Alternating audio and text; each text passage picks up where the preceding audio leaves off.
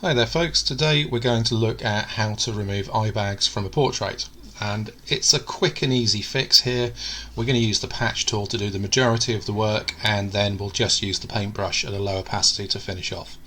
Now the first thing I'm going to do, I'm going to duplicate this layer so that I can work on a top layer.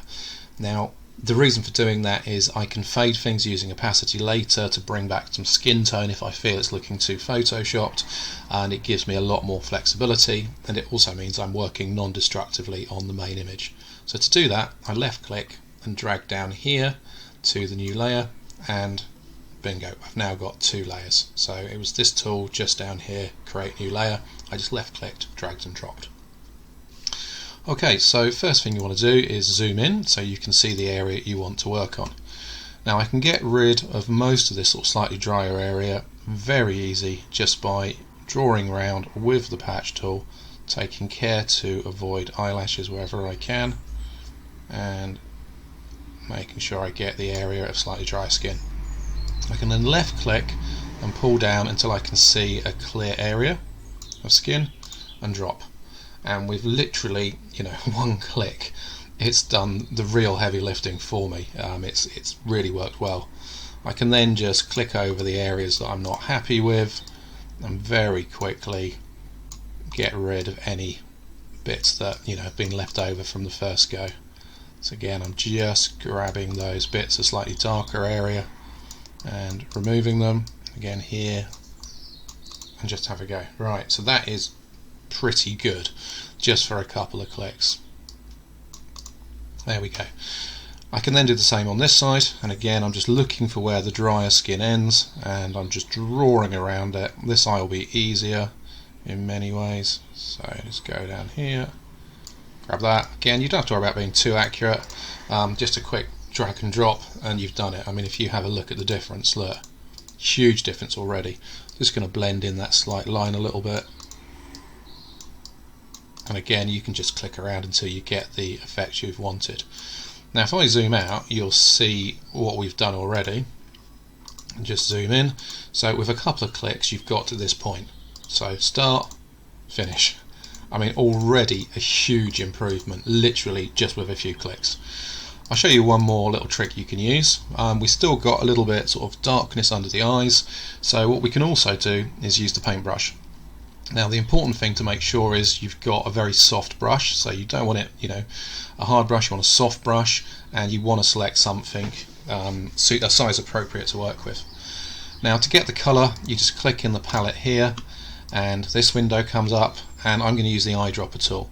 So I want to have a less dark tone, but not too light. So I'm going to come down here and go with something around here, and then click OK. So now I've got a soft brush selected. I'm going to make it slightly bigger. You can use the square brackets on the keyboard as a shortcut here, and what I can do, making sure my opacity is down nice and low. This is a mistake most people make. You don't want it on 100% because look what happens.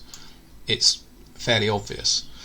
So if I just undo that and take my opacity right down to about 10-13%. Now this allows you to build up your colour slowly with multiple clicks, and it allows you to much more easily blend things.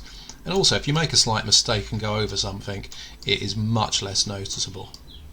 So I'm just going to do a little bit of touching in around here, and again if I just go back, we're gone from there to there. Now if I wanted to, obviously I could more go over the lighter patch, the darker patch again and again to get it lighter. But what you need to be careful of here is not going too far, because you still want the image to look natural. And if you do too much, it can become, it can look photoshopped, and that's what you really want to avoid. You want it to look natural, as if nothing's been done. And this is the key.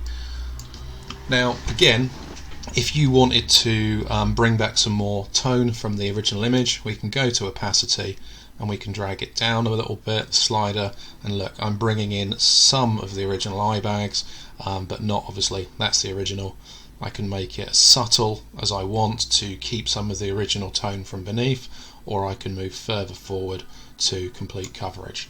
So the beauty of having that second layer, you can really fine tone it.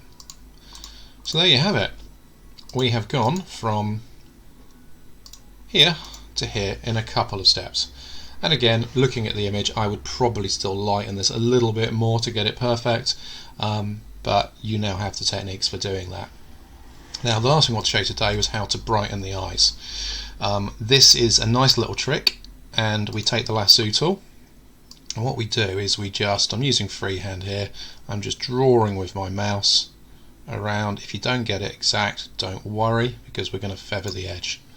You can see here I've got a 20 pixel feather applied. You can change that. The greater the number, the more it will sort of fade it towards the edges. And now if I hold down shift, I can get the next area as well, the other eye. So again, just drawing around. You know, if you make a little mistake, don't worry. Using the feather will blend the edges, so a tiny little slip up won't matter. Okay, so there we have that. And the next thing I'm going to do, I'm going to use curves. So the shortcut for curves is Control and M. So CTRL and M will bring up curves. And here's the curves palette. Now, what I'm going to do, I'm going to lift the highlights. So what you'll see is the whites in the eyes getting whiter. And then I'm going to add a bit of contrast. So I'm going to darken the shadows, and I'm going to then push back up in the middle just to make sure those whites of the eyes stay white. And if we have a look, this is the difference. You've got fairly dull eyes here and much brighter eyes here. So again, the trick is to be subtle. Don't go too far. You want this to look natural and realistic. You do not want to push these too far. Okay, because it's going to look photoshopped, whereas at the moment, with what I've done, it still looks natural. Again, if you weren't happy with this bit, you could just come in here with the patch tool, and you could just say, right, I want that a bit lighter, drop it down over here somewhere, and have a little play, and you'll lighten it up even further just by a few drag and drops. And you can already see that that's got rid of most of it.